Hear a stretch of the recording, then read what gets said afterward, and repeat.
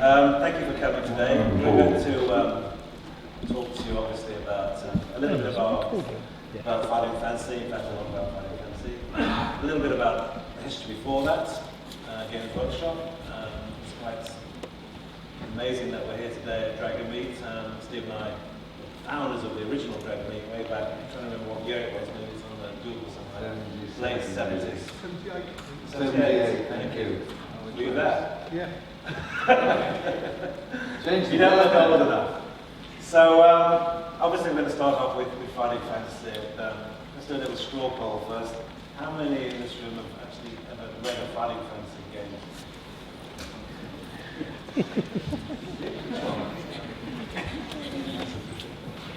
Okay, and I presume everyone's heard of Games Workshop? Yeah. Good. Right, let's get started. So, some of these slides you've seen already, I'm sure, but for those who haven't, maybe we'll enjoy a little bit of our history. This is Steve and I back in 1975 when we started Games Workshop in our flat in Shepherd's Bush. The really handsome guy with the beard, that's me. The guy in the middle is John Peach, and the person to your right is Steve. And we were all school friends at Oldham Grammar School, and we met back up in London in the 70s with various rubbish jobs that we were doing. But we were great games players, and we wanted, ideally as young guys, to try and form a business around our own hobby of playing games, trying to turn that into a business of at least distributing and hopefully making them one day. So we published this full-colour glossy magazine called Owl and Weasel. Who's got a copy of Owl and Weasel? Number one. Whoa. I saw one on eBay with about 100 quid. No.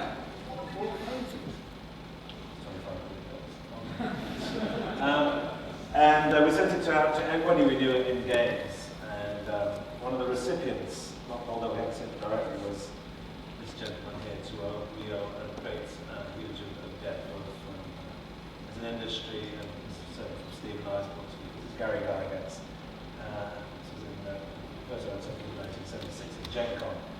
And he and Dave Arlson, as you all know, had created this incredible game, Dungeons and Dragons. This is the very first role-playing game of mass market potential. It was three largely unintelligible rule books, as you know, opened up a whole imagination, a whole world for the imagination to explore. Amazing labyrinths of rooms and passageways populated with monster treasure, the very first commercial role-playing game. The only problem with it was that you couldn't understand what was going on from the original rule book. We hadn't a clue. We got hold of a copy of Dungeons and Dragons. We got approached by Gary and Brian Blue, who was his business partner. They liked Owl and Weasel, and would we be interested in selling Dungeons and Dragons? We vaguely heard about this game and really wondered what it was all about. It sounded like nothing that anybody had ever done before. And so when we got hold of the copy and tried reading through the rule books, we were no better off than before we started, because it was completely unintelligible. There were all these unique concepts in there, like having a games master running a show, no end to the game. You became a character that developed. All these were completely new concepts, and it was only after a trip to City University, where there was a small games group, that somebody in the group, Andy Holt and Steve Biggs, who played the game before and showed us how it worked. And after that, we were blown away. We became evangelists for this game. So we ordered 6 copies, because that's all the money we had to our name, and on the back of that order, we got a 3-year exclusive distribution agreement for Europe. That's the way to do business. Because what we didn't know also was that whilst we were operating a flat, so was Gary Gygax. So out of a print run of 1,000 copies, this 6 order was pretty substantial, and we became his European representatives. So we went over to the States, to Gen Con 76 to sign up all the fledgling companies. In that picture, from as you're reading from left to right, sadly the first 3 people are no longer with us, they're dead, and I'm next in line there, so it's a bit of a worry. On the far left you've got Fritz Lieber, then Gary Gygax, then Professor Barker, who invented Empire and the Paper Throne, which I'm holding 2 copies there. Then Rob Kuntz, who worked a lot on D&D, and with an unfortunate name. And Steve at the front looking a bit grumpy. Astonished. At the same time, we also got to see Miss Wisconsin. I don't know what she's doing today, but we're here. And we ended up having to live in Steve's van when we set up our first office, because we eventually got turfed out of our flat because there was just too much action going on for the landlord to bear, with these people coming up and down the stairs trying to buy Dungeons and Dragons, and the phone that was on the ground floor was the only phone in the whole apartment block. We certainly didn't have a phone in our apartment. There was certainly no mobile phones back then, so we were forced to find a new place to live. And still having no money, by which time, by the way, John Peake had left, because as soon as he was the woodworker. He was kind of responsible for why it was called Games Workshop, because Games Workshop's first products were wooden backgammon, Go and Wary sets, and John was the craftsman who made beautiful versions. But when Ian and I started getting into fantasy, he thought this was all a bit juvenile. He had no interest in it whatsoever, so he wanted to get his social life back again, and he left. So he left pre-D&D, or when we acquired D&D. So we got this tiny office at the back of the estate station at Shepherd's Bush, where we parked Steve's van next to it, and we joined a squash club which was next door. So in the mornings we'd have a shave, a shower, etc. Got pretty good at squash by default. And then into the small office where we stayed till midnight. We are doing our main office. It was a funny thing. This office was tiny. There was just about enough room for 2 people in there plus the stock. And as customers started arriving that we were the only outlet for Fighting Fantasy Gamebook. People would travel down. Well, they come from Europe. They come from Scotland to shop. They'd made a special visit, and when they came into the office and they saw what it was, they were astonished, and we were rather embarrassed that we had to go and stand outside while they did their shopping. When they finished the shopping, then they come out and we got our office back again. We ended up opening our very first shop in April 1978 in Hammersmith, not far from here, in a road called Daly Road. And Steve and I worked above that, sometimes in the shops on Saturday. And this is the queue. We are yet to meet anybody who's in that queue. Please, one of you be in, say, you're all too young, I'm afraid, but we'd like to meet somebody who's actually in that queue, just for old time's sake. I was only a couple of weeks later. It was amazing when it wasn't actually the first day. The shop had been open for a few days before, but we'd scheduled this special opening day mainly for the press. And I think we got the local Hammersmith newspaper came along, Military Modelling, we used to advertise with, they had to come along. So from that point of view, not a load of press from it, but it was astonishing to arrive on the Friday night before, the Saturday morning. We were having this press reception with our 2 press people. And this guy started hanging around outside. It was 6 o'clock in the evening, so the shop was shut, and he was just hanging around. We got a bit suspicious and opened the door. Yes, can we help you? He said, no, it's fine. I said, what? You're not here for the opening tomorrow, are you? He said, yeah.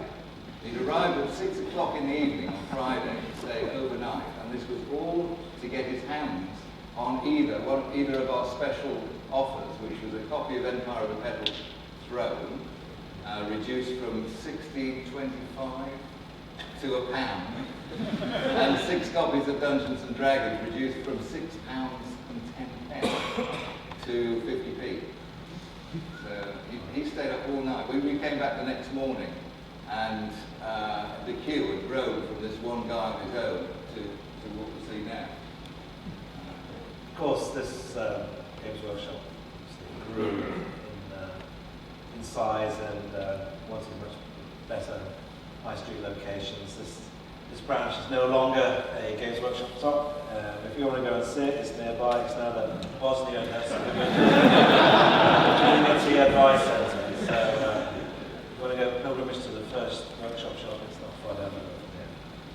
So, of course, Workshop is now a very professional outfit. Steve and I are no longer associated with the company, but it's still great to see being successful, doing largely what we set off doing in the old days, specialising, selling our own products, White Wolf magazine. There's issue 1, as it looks today. I don't know, why did we choose decapitation? We were being ballsy, weren't we? We thought we were being a bit cheeky showing the button. So there are miniatures, of course, which is Tudor came about, there was a guy called Brian Ansell who ran a company called Asgard Miniatures, the first, well actually the second, fantasy miniatures company. And he arrived one day saying, right, we've disbanded Asgard and I'm all yours. What? But anyway, he had a plan to find a small workshop somewhere and start producing his own miniatures, which he sculpted. So we thought this was a good idea and set him up. And he grew Citadel from virtually nothing to what it is today, which is the leading miniatures company in the world. Brian was an exceptional person, but not particularly an exceptional sculptor. And I think the big break, apart from the founding, came along when we discovered the Perry twin. Brian discovered the Perry twin, Michael and Alan Perry, who were two youngsters who were probably about 16 at the time. Absolutely brilliant sculptors. And a lot of and they still are today. And they still are today, yeah. And of course, Warhammer came about largely because at the end, when we had our 3-year exclusive distribution agreement with TSR for distributing Dungeons and Dragons, at the end of that period, they wanted to merge the two companies, TSR and Games Workshop. Steve and I were violently independent and said no to the merger offer. And suddenly realised how vulnerable we were because we're no longer exclusive distributors of D&D. We're still wholesaling and we weren't the exclusive agents. And so we needed a new franchise, some new intellectual property for the company. So the team under Brian Ansell's leadership set about creating its own role-playing system. That started with one fantasy role-playing. So it was Rick Priestley, Richard Halliwell, and Brian themselves. Warhammer Fantasy Role-Play, and of course Warhammer became the pillar franchise of Workshop, and incredibly relevant. Interesting thing from a business point of view, and we always look back on this, that was the deal was with TSR that either we merged or we sort of cut off from our exclusivity, Dungeons and Dragons, and since that was by far our best-selling item, it was a very difficult decision to make, but we decided to stay independent. And at that point, TSR set up TSR UK, and it was run by somebody who we knew quite well. And from a business point of view, if they would have cut us off, not supplied us with Dungeons and Dragons at all, they might well have done some serious. Well, Games Workshop wouldn't be the force it is today, but they elected instead to keep on supplying us because that was the American model. America's so large that you have regional distributors, so it's quite normal for a manufacturer to sell to regional distributors who then go on to sell to the retailers with all those margins. The UK is very small. There was no reason to have more than one distributor, but because they were used to the American style, they kept on supplying it with Dungeons and Dragons, much to our great relief. So that's Workshop in a nutshell. How Fighting Fantasy came about was really because of Workshop, because it happened during the time that we were still running the company, and it came about as a result of Games Day 1980. In those days, Workshop wasn't just all about its own products we had, and we talked about other games in the franchise in White Wolf magazine and wrote about them. When we were on Games Day, we invited other outside suppliers to have trade stands like there are at Dragonmeet today. And one of the people who took a stand was Penguin Books, they had a book called Playing Politics, which was nothing to do with role playing.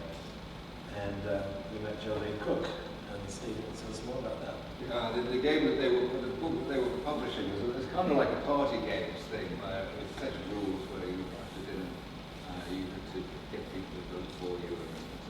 And it didn't do particularly well, I don't think. But the contact with Geraldine Cook, we said to her, look at what's happening here in Wednesday. This fantasy gaming thing is growing. And she was quite impressed with what she saw. And she said, well, okay, so do a synopsis for a book, and maybe we'll publish it. So what we were talking about originally was more how to do it manual. These are the games, this is where you put the miniatures, this is how you play, suppliers, that kind of thing. When it came to this is how you play, we thought it might be a nice idea to do a sample of role-playing on a limited basis, limited choices. And that was really the kernel of the idea of Fighting Fantasy that came up. Because as we thought more and more about it, this idea of a solo role-playing game was much more interesting than this dry how to do it manual. So Geraldine was expecting to get this manual, but in fact she got this multi-page thing where you had to go backwards and forwards, mainly illustrations because it was easy to do. And she wasn't sure about it at all. Well, this sat on her desk for about 6 months, and we phoned up every so often and said, made any decisions about it, no decisions were made yet. And then eventually we got the go-ahead that they did like the idea and they would publish. In the meantime, Steve, we'd also written to George Allen Allen. the Lord of the Rings publishers to try and get them interested, because we thought we had something of an interesting idea here, and they wrote back a letter back saying, oh, the sort of thing that we do. Thank God they did, because if we'd written Gandalf's adventures, we wouldn't have been owned that intellectual property there. We'd have just been a work for hire for Alan Irwin, and the Fighting Fantasy would never come about. So that rejection letter we have a lot to thank for. This happens a lot. So, Games Day was the starting point of our connections to Penguin Books, who in the end ended up publishing them under Puffin label because they hummed and hawed, they couldn't decide what age group would be interested in an interactive book. And I think they chose wisely with Puffin, although they didn't do much to promote the initial book, Warlock of Firetop Mountain. There is some posters of them. There might be a few of them out there with a competition that they sent around school. The reason why they went to Puffin was really when they said that they thought the role-playing market, the players, he makes all kinds of noises. The role-playing players were sort of teens, students, adults, so it would be more sensible to have a Puffin Penguin brand. But Puffin had an entry into the schools. They had their own school book club, and they could immediately send out 5,000 catalogues and flyers to advertise the book. And that's what really was one of the things that kick-started the whole solo role-playing game, Fighting Fantasy. Anybody got original copy of Warlock? Not a reprint? The very first one, right? There were about 10,000 of them published, I think. Well, they still didn't believe it in the they didn't understand it. Certainly the sales reps did. Because it looked like a normal book, but it wasn't a normal book. But they kept reprinting in very small numbers until finally the gentleman came on the phone and said they wanted 2 more. And we'd written this first one together, which had been a bit of a nightmare. And I ended up writing up to the red and Steve rewrote the second half. And then there was a huge inconsistency in style. And this noble man here rewrote the whole lot into one consistent style. It was funny. We knew at the time that there were differences in for example, the combat system. Ian had one combat system, I didn't have another. And when it came to merging the two together, well, our editor told us very politely that you got to the river, which is halfway through the adventure, and then the style changes completely. So it wasn't going to work out as it was, and my business decided he'd rewrite the rest of it to be the... so that's why it's come out with skill and stamina. and luck. We used to try and sort these differences out, go around to Ian's, and we say, let's sort the combat system out. We weren't Tell you really what, bound by that. we'll play you pool for it. So we used to have a game of pool. And then So this is the Warlock, and the illustrator we used was Ross Nicholson, who's an amazing artist. His attention to detail is incredible. And that's one thing we talked about a little bit later, is that we almost dictated to Penguin that we commissioned the art for the books, because their suggestions were like nice little dingly dell and a mushroom and gnome sitting on top. We wanted something that was going to leap out the page and rip the face off the reader. And so we argued, and we won, saying that we knew better, so to speak, because of all our Games Workshop experiences. the illustration that caused a bit of controversy was the one in House of Hell. You go through House of Hell, you go downstairs, and there's a black magic ritual going on down there, and there was a woman who was on an altar, standard stuff, and there was just a little bit too much of one of her breasts that was showing. That one had to be edited. But the rest of them. What about the other one? Okay. So for those who, no, I haven't got. There is. Try this. Is that one? Yeah,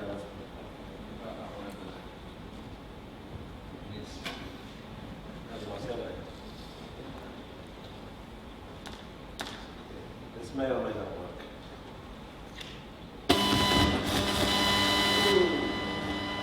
I'll try. Confronted by fire-breathing gorgots, you can look in your pack for something to offer them. Turn to page 36, or turn to page 90, draw your sword and fight.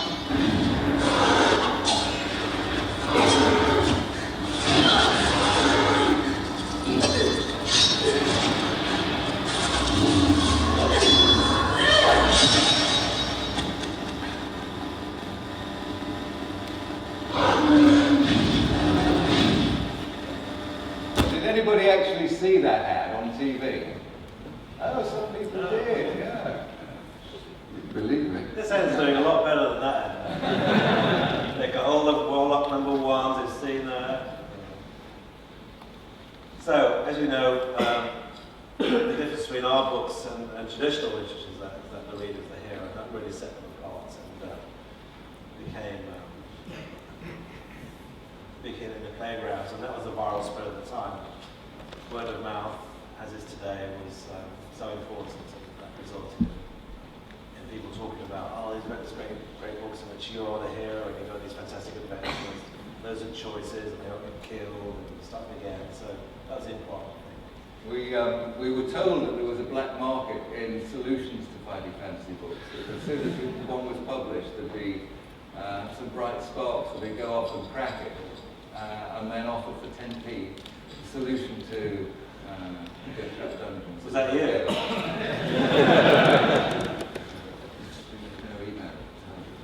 So, branching narrative with a game system attached, we don't need to explain that here today, but it was something of a revolution at the time. Making these decisions, each person you met, whether a friend or a foe, whether they're going to give you information or not. And introducing quite simplistic role-playing attributes, skill, stamina, and luck as well. Finding treasure, some of which may be useful, and we had to stop people cheating. Who cheated in this room? So there's only about 4 liars, I see. So of course, we tried to devise anti-cheating measures. So if you found a key, they often had a number stamped on them, so when you got to a door and asked, do you have a key? If you do, turn to the number that's been engraved on the key. But people still found it great. The 5-fingered bookmark used to see people on the tubes and on buses with those people around the corner, so to speak. But we didn't care as long as we were having a good time. People told us when we asked them they liked the harder ones. I don't know whether those people would just say that because it kind of implies that they've cracked the harder ones, or they did like them to be harder, but it persuaded us to try and make them tougher and tougher. I suppose maybe that was part of an anti-cheat. And of course, as we said earlier, the artist played such an important role. Peter Molyneux, the cover for Warlock, which Steve has in his possession. Yes. You've got all the other I'm colours. very happy for you. And so here's some of the covers. I used to like Ian Livingstone. He did a lot of mine, Forest Doom. And what we were trying to do is to really threaten the readers of the images of leaping out, setting the challenge to the readers. And Ian Livingstone was amazing, in my opinion. He went on to design Darth Maul in Star Wars. So another one of mine, Death Shop, and then over to Steve. Talk about his artists. Well, that was Ian Miller. Ian Miller was quite a well-known artist at the time. And he did a particularly, I think he did a really good one for House of Helen. The one cover that I had been disappointed with was Citadel of Chaos, which was book number 2, and respecting Polywog. And finally persuaded Penguin after about 3 or 4 years to let Ian Miller have a go at that one. And that's turned up with the cover that we've now got, Citadel of Chaos, with Whirling Dervish.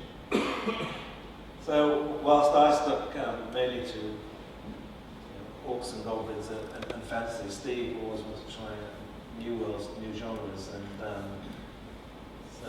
I kind of like to what could be done with the system.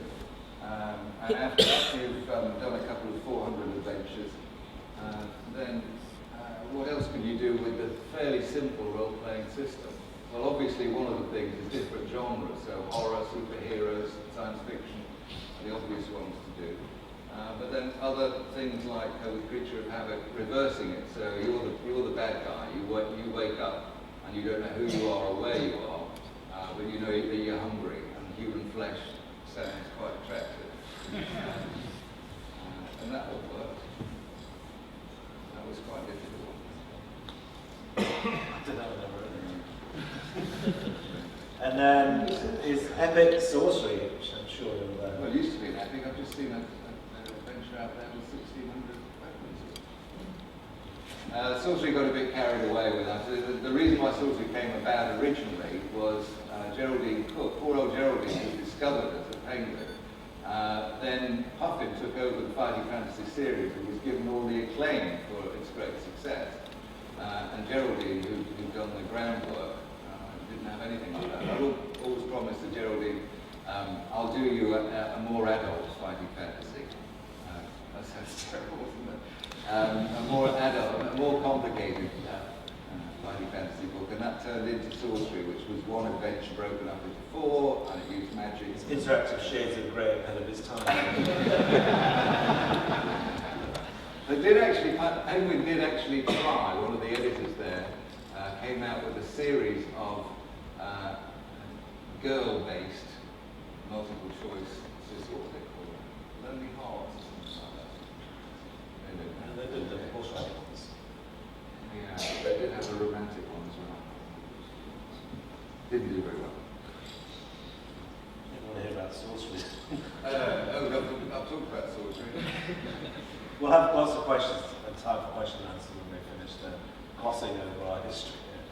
So the net result is over 17 million copies sold around the world in 30 languages. New editions are still being published, Chinese more recently. And whilst we always try to ensure that these editions have the artwork that we wanted, sometimes territories manage to get the rights to do their own editions and convince us that they knew their market better than we did. One of those territories is Japan, and I'm now going to show you the Japanese cover for Death Trap Dungeon. You can make your own mind up what you think about it.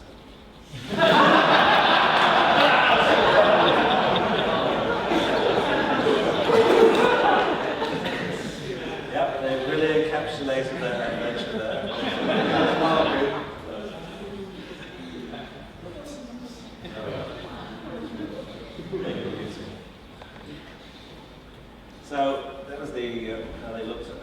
originally.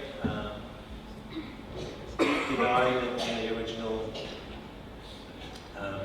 publications. They're missing 60 on Blood Bones, and we'll be producing John Lee in here. Where are you, John? He's hiding somewhere. Oh yeah. He must have managed to do it as well. Okay, we'll give him a chance to talk about what he's up to in a minute, but yeah, 59 the original Coffin series, affectionately known as the Green Spine books, and it was always lots of, we had lots of publicity. Three things I think helped the sales of Fighting Fantasy was that the Evangelical Society published an 8-page warning guide about Fighting Fantasy, saying that because you're interacting with ghouls and demons, you're going to get possessed by the devil, and therefore they should be banned. This is fantastic stuff. They couldn't help us do better. And one worried housewife in deep suburbia phoned into a local radio station, said that after having read one of our books, her son had levitated. So for £1.50 they could fly, so they'll have some of that too. And John Craven was asking us when we were going to write a real book, when we had like number 1, 2 and 3 in the bestsellers list, and actually getting children reading, reluctant readers, and encouraging creative writing and art and people to be very much involved with books. You know, that didn't count for much in his eyes, but there we are. So Fighting Fantasy, Warlock of Firetop Mountain, 30 years old this year. Incredible that the legacy lives on, and we're very proud of that. And there's been other iterations, but never been a movie or anything, because there was never a major character, a major hero. The heroes, of course, were the readers. Therefore, the character was lacking, so there was never a movie, which is a shame. But there were other things. For a start off, there was Steve's board game. Yeah, Games Workshop published Warlock of Firetop Mountain, the board game. Anybody got one?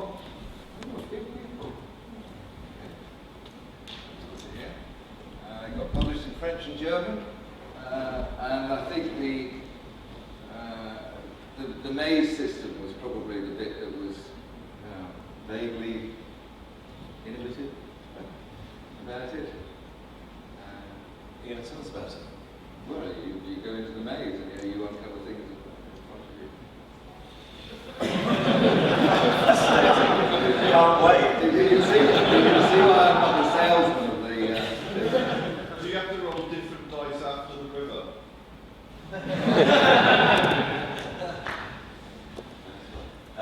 You can see this beautiful, rich 3D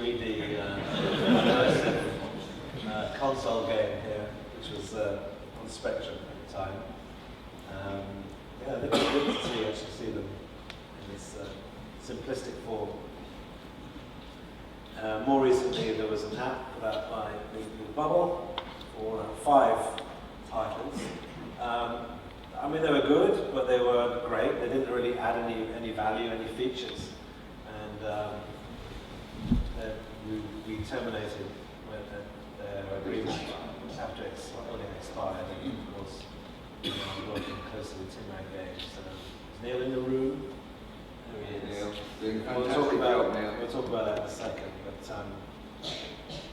the difference is that the production values and the extra bits that you find on the app from Tin Man rather than just being a straight port. But they did a very good job for us to get the games onto the App Store. And we got lots of thankfully good bubble, so the world goes on. There was a DS game, didn't actually make it over here. Has anybody got one?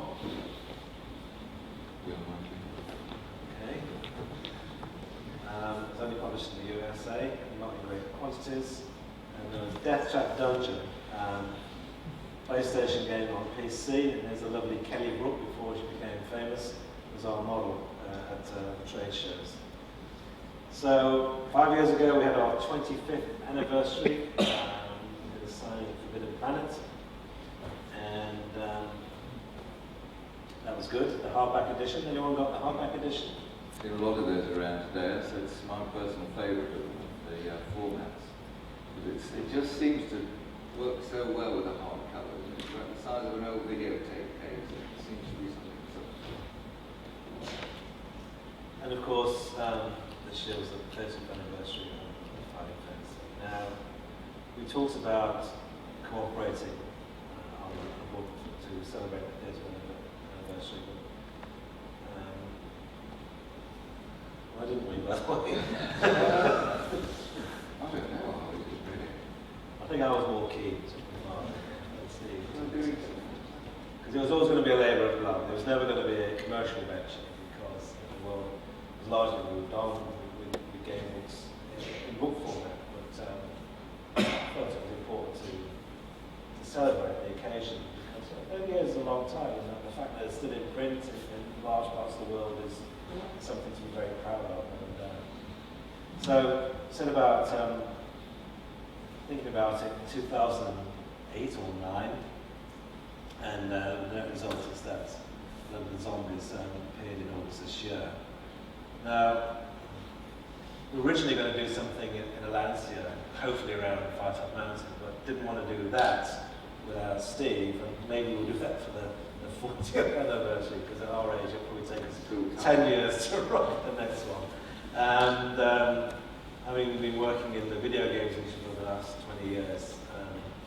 Very aware of the everlasting love of zombies, and also realised that putting these zombies of any quantity in previous Fighting Fantasy Gamebooks.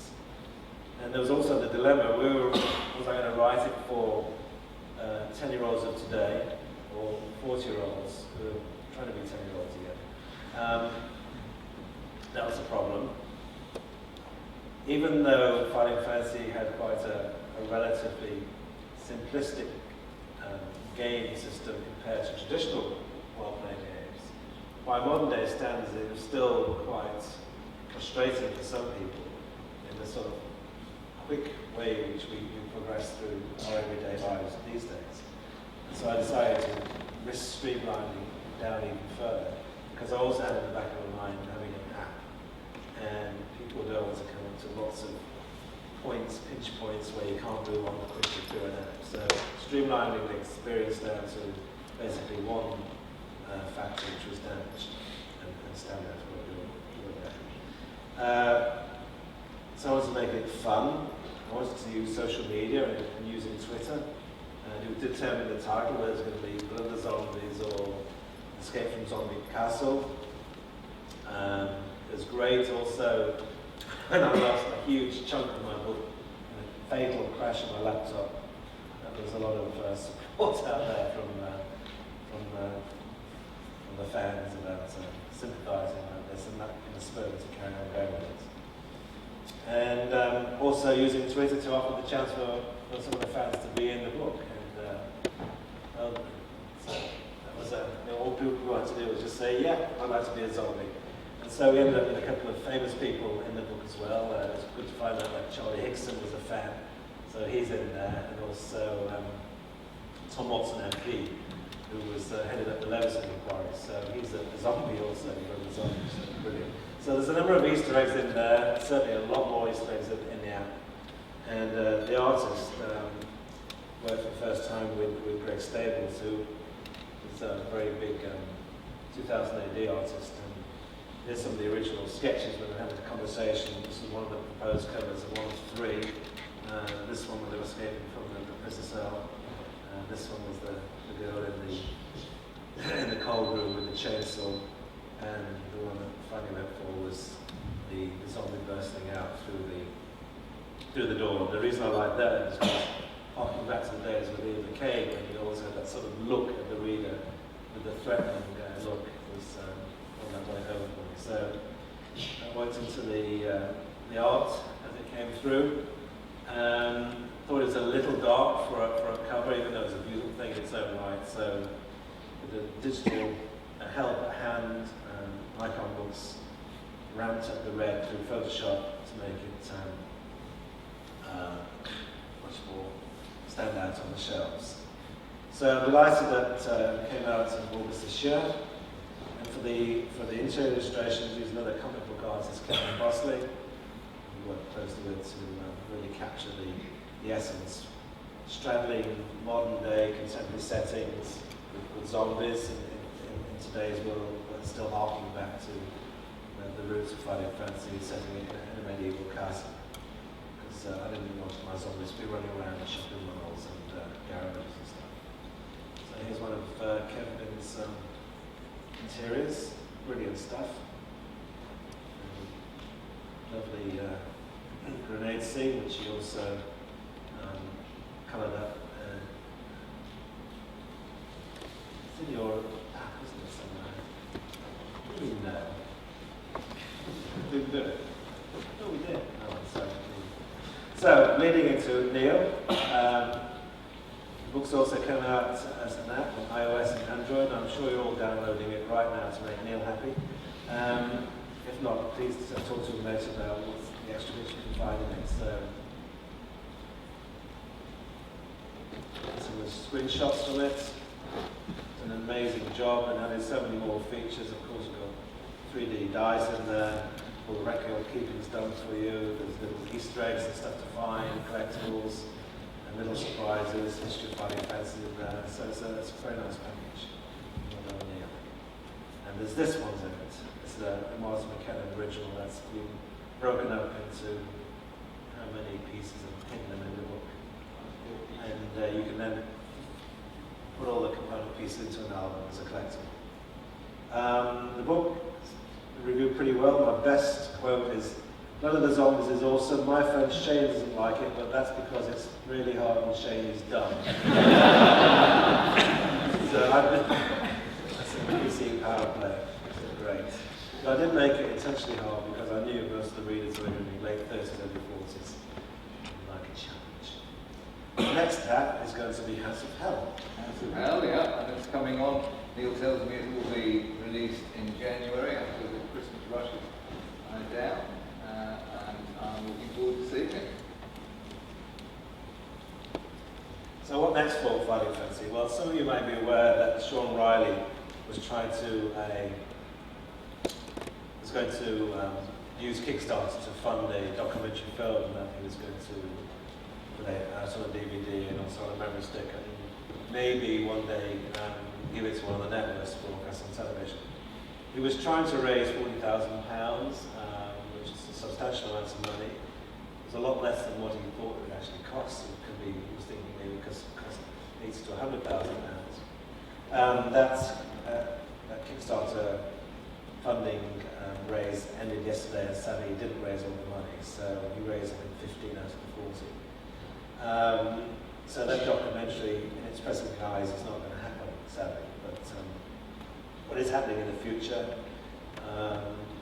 Steve and I may or may not write on the 40th anniversary. I was going to say that, you know, with the Kickstarter thing, there are a couple of YouTube videos out there. One of them in particular is the Dragon's Death thing. It's hilarious. Yeah, it's great. Did anyone actually sign up for the Kickstarter offering? Oh, thank you very much. Thank you. Sorry it didn't happen. We're very sad. Someone said, someone sent me a tweet saying, well, why didn't we put in the balance? And that's a bit like fantasy publishing. You could have done that. Fund your own documentary. So it's Sean's project, but it wasn't something that we were. Yeah. But in documentary style, I want to bring John Green up here now, who's one of our stalwart Fighting Fantasy writers. All the way well, I don't know.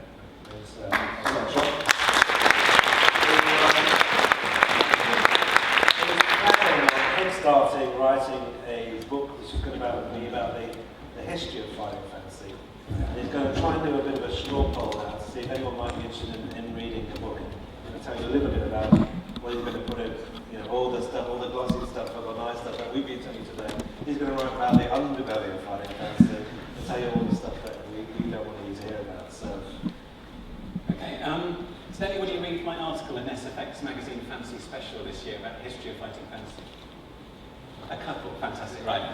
That was how it started. So back in the new year, I was talking to Steve and Ian about doing this for SFX. They went ahead. It was commissioned as 2,000 words and ended up being published as 7,000. And yet, having done that, I realised I'd only just scraped the surface. So I've continued to interview people since then. I've been fortunate enough to interview Charlie Hickson for one who was mentioned earlier. I have some other interviews lined up.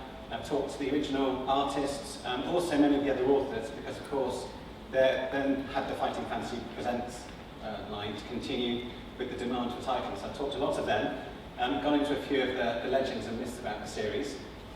And the plan is quite soon to launch another Kickstarter, but to produce a book about the history of fighting fantasy the last 30 years, including loads of interviews, all sorts of original artwork, and all sorts of things that possibly has yet to be decided, depending on how the Kickstarter goes.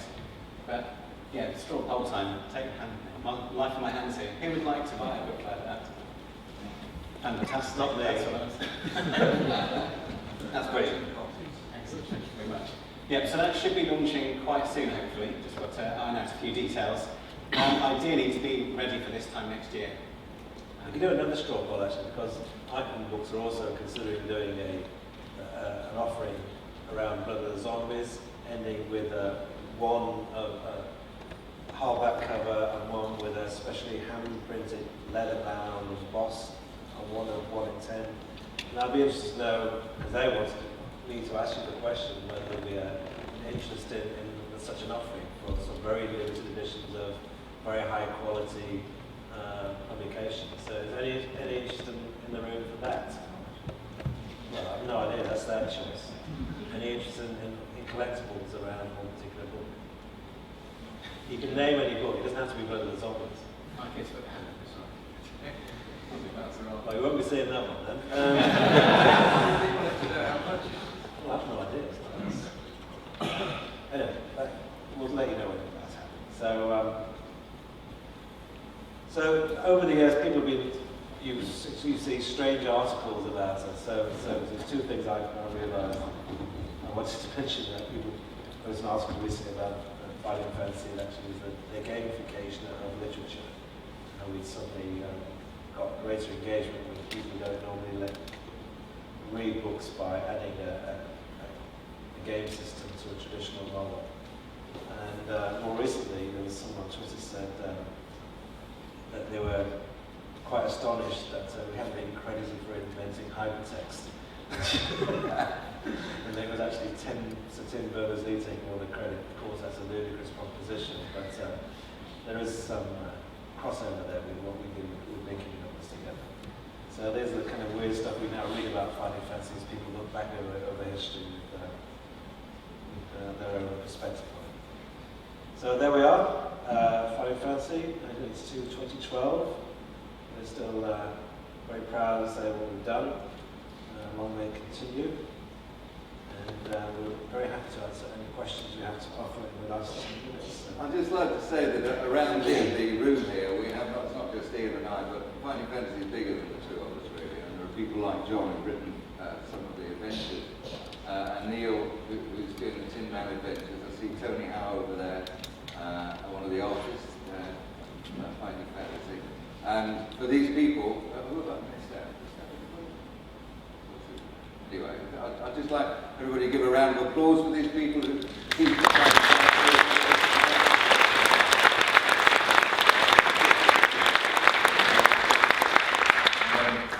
Yeah. So, questions? Yeah, gentlemen. Have you been in the Games Workshop store recently, and if so, did the staff have any idea who you were? There used to be one in Richmond. I think that's moved now, but Richmond is where I live, and I used to go in there and nobody. I went to Games Day a month or so ago. A few people recognise it, but it's just some old bloke wandering around, lost. No. Yeah, front. Do you have any involvement with advanced Fighting Fantasy? Oh, Graham! I've got to say Graham. Where's Graham? Graham's on the stand. Yes, Graham. The original. Graham Botley is doing. You talked about the new version of Advanced Fighting Fantasy. Yes. Titan and House of Yeah. Dragons. Yeah. Oh, we worked very closely with Mark Gascoigne and others on those The original one. Yeah. But the new one is completely Graham's work, obviously referencing the original. Yeah.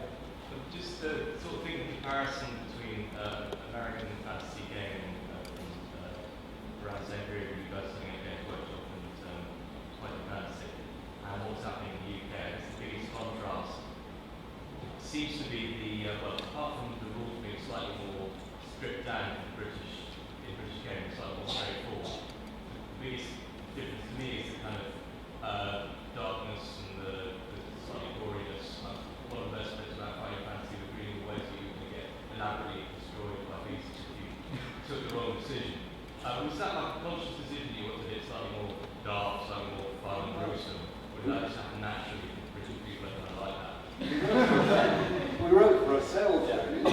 That was, we were thinking about what we liked, really, rather than thinking, well, it's a bit gory for 8-year-olds, and our market is 8-year-olds. Actually, our market was higher than that at the time. It started off, teenagers, college, university students, and that sort of thing. So we pitched it a bit high. Because the Endless Quest series, which is what you're talking about, in the States, it was published by TSR, was very much written down for sort of 8-year-olds. You read a whole page and you got 2 different choices. They did fantastically well in the States. I think it was just at the time of the universe that solo game books were due to come out, and they would have come out in one form or another. We happened to be the first in the UK, and Endless Quest, it was Choose Your Own Adventure, but in the States it was a little different. I can remember going over to one of the HIA show, which was the trade show for business in the States, and all the games companies would be there. And it must have been 1981, I guess, and I was talking to one of our suppliers, and he said, well, what are you guys doing? I said, oh, I've been working on this interactive book story, and I described what was the Magic Quest, which turned into Warlock of Firetop Mountain. And he said, I don't believe it. And he went running off to the back of his booth, and he came out with a manuscript that thick, and it was exactly the same idea.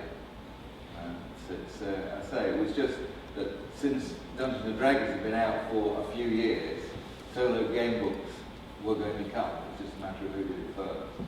Yeah. We certainly didn't want to compromise our language, but as Steve said, we write it for ourselves. Well, I'm trying to think, what would an 8 or 9, 10-year-old be happy to read? We know what they wanted. They wanted to be smart. And we wanted to give them sort of realistic fantasy or action fantasy in any way. Well, come on now, yeah, front row. For years, I thought that you guys had collaborated on both of the books because I didn't realise that Steve Jackson and Ian Livingstone presents the legendary book by other authors rather than by yourselves. Yeah. So, who were your favourite contributors to the line aside from yourselves in terms of the actual game authors? Well, John Green. Is he here today? We like Jamie Thompson as well. I thought Jamie did a great job.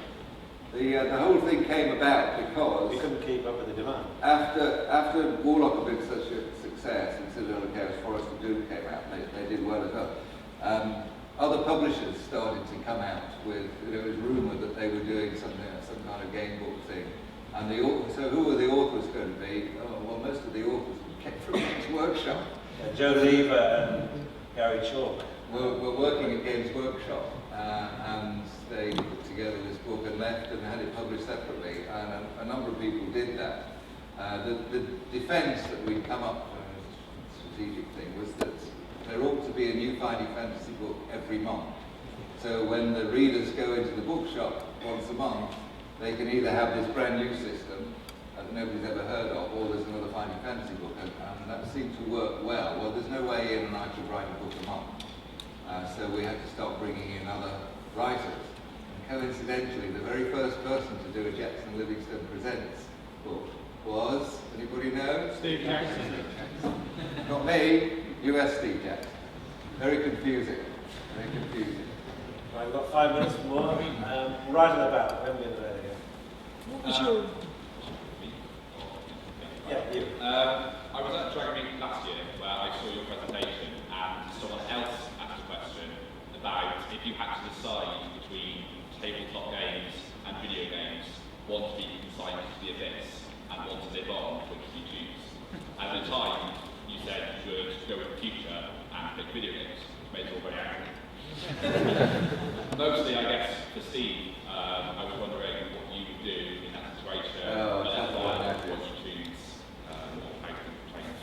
Yeah, I guess I play more video games these days just because the immediacy of them, they're always around.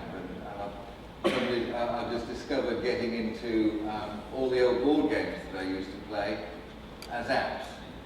And so, you know, I'm crawling to bed at 11 o'clock or something, and then we've got a quick game of Can't Stop There with a few friends, and some of the iPads out and playing it. So it would be difficult for me to do. But having said that... That's bridging, isn't it? It's board Yeah. games in digital format. Does that count? I mean, you're asking the question, it's like, you know, what's your favourite child? One of your children, you're going to throw into the abyss. It's not an easy decision. You might hate us for having to make that decision, but it's very tough. We don't want to do either, to be honest. We still play board games all the time. We don't role play so much. But we just love games, and to make us choose between analog and digital, very cruel. It's a tough audience. Let's go to the other corner, they might be a bit more friendly. What's your biggest regret in business? What's the opportunity you miss, or the thing you wish you'd done differently? Because, I'm sorry, I run a game shop and I'm a list of 6, so I want to know what yours were. One of my big regrets was that when the original Fighting Fantasy, the Magic Quest, was lodged with Geraldine Cook and it sat on a desk for 9 months. During that 9 months, Endless Quest came out in America. Well, no, they were released about the same time, but we had a 9 months head start, basically, on the series in the US. That was Endless Quest books, and also during that time, the editor of the Dell books, the US edition of the book, moved jobs as well. And so those two things combined meant Fighting Fantasy did less well in the US than it could have done because of the delay, because it should have done. And that would have been nice. I mean, from a business point of view, I guess it would have been nice. But also, you know, it's every Brit's ambition to crack the American market. We could have done it if only Penguin hadn't have been in their financial difficulties at the time, and they'd have gone ahead with the book. That's the way it goes. There's nothing else to complain about, really. Life's not been bad.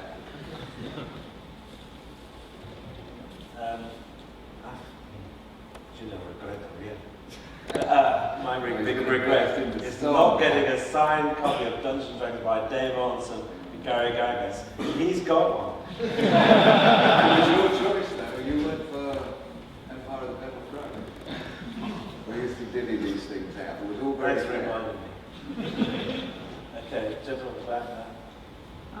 After 30 years of dedicated research, what forms of alcohol do you feel particularly adds to role-playing experience? Yeah, all kale. I think Quichon Allemande 81 goes with most, tastes better than blood of the zombies. Yep. I interviewed Alfred Leonardi, the designer of Our Spaces, recently, and he during the decision explained how he patented the system of page turn for that visual game. And I wondered if he'd done something similar or considered it, because of course there's things, all the Endless Quest and the Choose Your Own Adventure books all effectively rely on that system. There is no copyright in an idea, unfortunately. So what we can... Sorry? Well, it never happened. Well, there would be previous art, because there were the solo dungeons for the Tunnels and Trolls there before, weren't there? Yeah, Tunnels and Trolls. It was basically the same idea. Yeah. Yeah. Different system. But it was something that I mean, patents can cause as much problems as they can solve, when they can solve. All know about patent trolls in the US in particular, making a huge amount of money by just buying up stuff like that. Anyway, it's not getting to a legal argument. Any more stuff about, yeah. Really technical question. How did you go about putting all the things together so that, you know, pulling on bits don't turn up on the same page? there's something to show you. Just basically, here's one I prepared there, yeah? On item cards, basically. Just did it like a flow chart. Flow chart, right. And this is just one section of the book. So you start off at number 1, 400 numbers predetermined, allocated. And the first choice is the 2 choices, so you give them the choice of 311 or 6 to 9, and so it's just a slight item of No, you put it in the book so that it doesn't become, cheap on the same page. It's nicely shuffled. Oh, yes. Well, you shuffle them at the beginning. Well, there are different ways of doing that, actually. You used to pick your numbers, have a list of 1 to 400 and tick them off as they went, to pick out, to make sure that they weren't. I used to do them in a different way, of course. In every encounter, an area of encounter was a number, and that was A, B, C, D, E, F, G, all the different things. And so they'd all come up with, 5F and 23G, and then I'd go through, listing them all out and cross them off on the 400. That was a bit more laborious way of doing it, but it was just seemed right at the time. I'm aware it might have overrun it for another session, so maybe we have a couple more. Yeah. Do you think Fighting Fantasy has played an influence in TV game shows such as Nightmare or Raven? Well, I think other people have to decide that. We're here all the time with people saying that Fighting Fantasy affected their lives, and I'm pleased to say in a very positive way, and had an influence on their creativity, and it ended up with weird derivatives down the future, and maybe that could hark back to Fighting Fantasy. So the fact that we've added anything to interactive gaming is something that we're very proud of, and we're delighted to hear such things, but we can't really say yes, absolutely. That's good. There's been a lot of based on strange and innovative mechanics in other series of games, and even in the Fighting Fantasy Presents series. Has there been anything gamebook-wise you thought, I wish I thought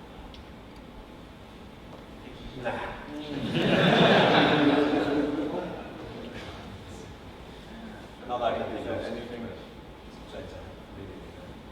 A couple more? Got time? Yep. You haven't really talked about the White Dwarf magazine. There's a character I used to really enjoy in the cartoon, Rod the Barbarian. Yes. I used to borrow my brother's magazines just to read that. Yeah, Carl Critchlow, yeah. Sort of bringing him back. They did some. Well, we don't have much to do with White Dwarf anymore, but it was a bit. He published a comic. Yeah, he's done 3 or 4 issues as part of a comic. Yeah. We'll talk about White Dwarf next year. So, any more Last before we're one. done? Okay. Is your story kind of like 400 characters? Why not? Well, originally what happened was when Warlock of Firetop Mountain Magic Quest was finished and all the renumbering was being done, it just so happened to come out to 399. Complete fluke, it came to 399 references. So you had to finish it with something round. 399 was no good, so 400. Somewhere in the book there is a false reference, which I think, from memory, it's a key number that throws you off the scent of the actual solution. So it doesn't actually mean anything, but if you try to cheat, it can throw you off. That's what the final one was, and that just became the standard. 400 was about the right length, the book was about the right thickness. We've got enough adventure in there, so it stuck. Did go a bit, some of them were a few less, and some of them were a lot more. But that's how it came down. Okay. One more? I know it's a tricky one, but if you had to choose a favourite out of any of the Fighting Fantasy books, what would you go for? Well, I think we probably both agree that emotionally, Warlock of Firetop Mountain was the first. It has to be a number one choice. But of my own writings, Death Trap Dungeons, City of Thieves, and Brothers Zombies and Flee I Like the Best. And Steve? Well, I have to say sorcery because I put a lot of my life into sorcery. And it's interesting to see whether it was a good move or not to do it for Geraldine. I have it within the 59, the main series of 59. It would have been a bit awkward in the main series of 59 because there were 4 different adventures. And Icon did that, slotted them in every other one. So who knows? All I can say is thank you very much for listening. I hope you've enjoyed it. We are going to do a signing if anyone wants their books that they brought with them signing, or we can buy them at an Icon stand near the stage. And we're going to go there right now. So thank you very much indeed.